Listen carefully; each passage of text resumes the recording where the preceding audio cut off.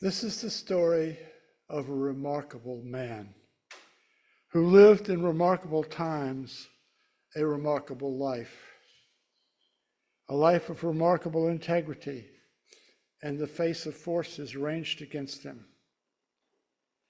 His name was Norbert Capek, and he was born in 1870 in a village in Bohemia, which was part of the Austro-Hungarian Empire.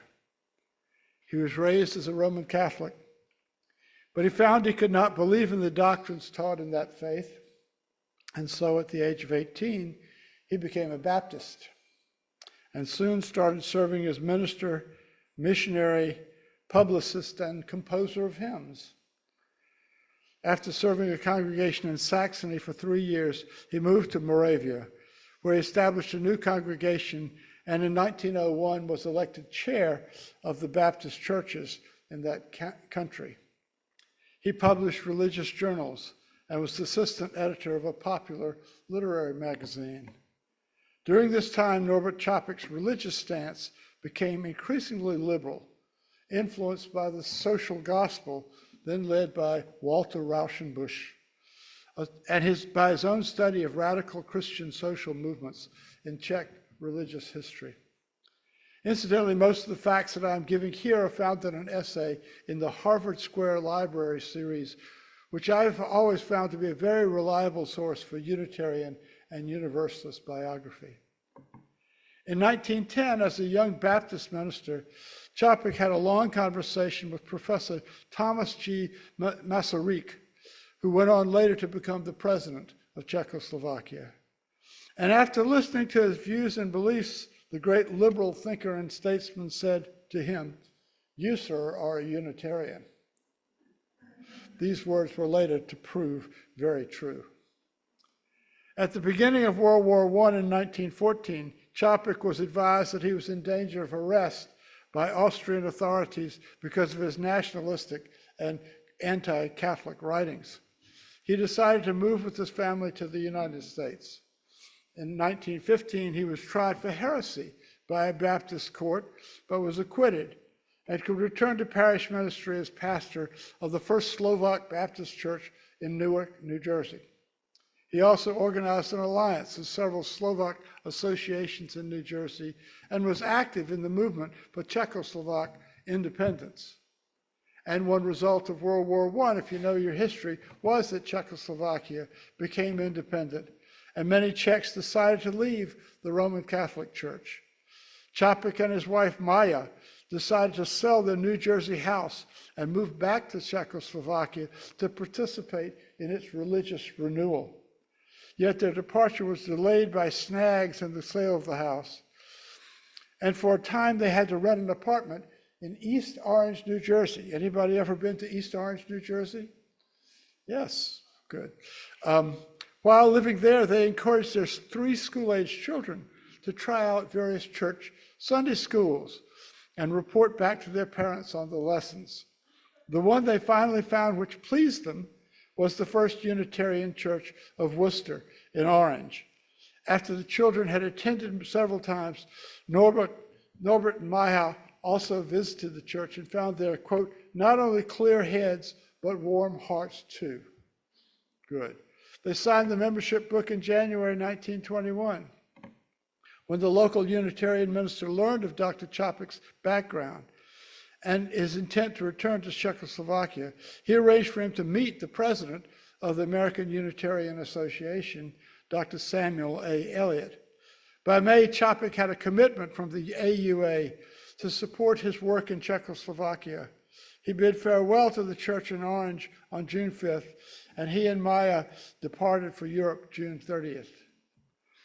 By February 1922, Capek had organized the Prague congregation of liberal religious fellowship, and the services were soon standing room only on crowds. The Sunday sermon was repeated and debated in a Tuesday evening program. On June 4th, 1923, the first flower communion was celebrated. Maya was ordained as a minister in 1926. For several years, the fellowship met in rented halls. with financial help from the AUA and the British and Foreign Unitarian Association, they acquired and renovated a medieval palace, at the foot of the Charles Bridge. And in 1930, the Unitarian Church of Czechoslovakia was officially recognized by the Czech government. Czech history, of course, took a darker turn in 1938, when the Nazis annexed an area known as the Sudetenland, and shortly afterwards had brought all of Czechoslovakia under their control. Many American Unitarians invited Capek to relocate to the United States, but he refused and chose to remain in Europe. During this time period, an effort was organized to get Jewish people out of occupied Czechoslovakia, as many of you may have seen in the documentary which came out a few years ago. I've just had a brain blockage. Yes. Sharps, yes, Dr. Sharp from Wellesley Hills. Capek was not shy about saying where he stood, and the Nazi government determined that such an exponent of liberal values was too dangerous to live. After being tortured for months, he was put to death in Dachau in 1942. What was Capek's theological stance? Of the half-dozen books he authored, Capek himself considered Toward a Sunnier Shore, 1929, his most important work. On the evening of World War II, in 1939, at a time of great sadness for my nation, he published his second edition, wishing it might spread, quote, a few rays of sun to the wounds of the heart, unquote, the war would bring. Its essential message was that people can choose their own moods and direct their own feelings, and that they should, above all, try everything with a sense of humor. The book's approach recommended to life bears a strong resemblance to Viktor Frankl's logotherapy, if any of you have read that. Subscribing to no theological system, Norbert Capek celebrated the, quote, hidden cry for harmony with the infinite, unquote, in every soul. Every person, he wrote, is an embodiment of God, and in every one of us, God struggles for higher expression. Religion, he said, can never die, because human beings cannot but be religious, regardless of the form of their religion. Religion should, before all else, provide that inner harmony, which is the precondition of strong character, good health, joyful moods, and victorious creative life.